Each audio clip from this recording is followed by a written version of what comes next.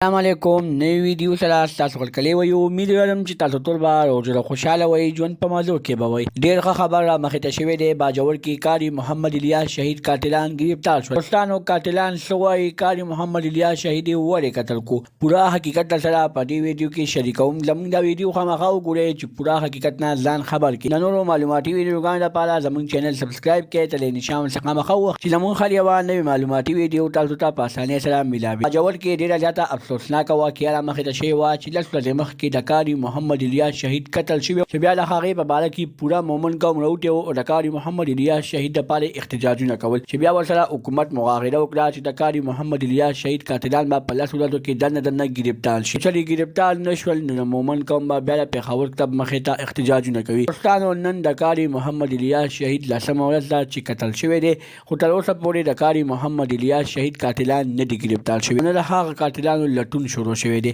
دوستانو مومن قوم وایي کوچري تاسو د کاري محمد الیاس شهید قاتلان گرفتار نه کړل موږ به ډېر ځل په احتجاجونو باندې راوځو او د پېښور کتاب مخې ته خپل انصاف غوښتو لپاره اواز اوچتو د کاري محمد الیاس شهید قاتلان ولې گرفتار نه شول آیا د کاري محمد الیاس شهید قاتلانو کې د باجوړ د پولیسو لاس دی تر اوسه پورې د دې څه پته نه ده لګېدلې ډېر ژر به یې پته ولګي د نورو معلوماتي ویډیوګانو لپاره زموږ چینل سبسکرایب کړئ تل نشان څخه مخه وخئ چې زموږ هر یوه نوې معلوماتي ویډیو تاسو ته په اسانۍ سره میلاویږي والسلام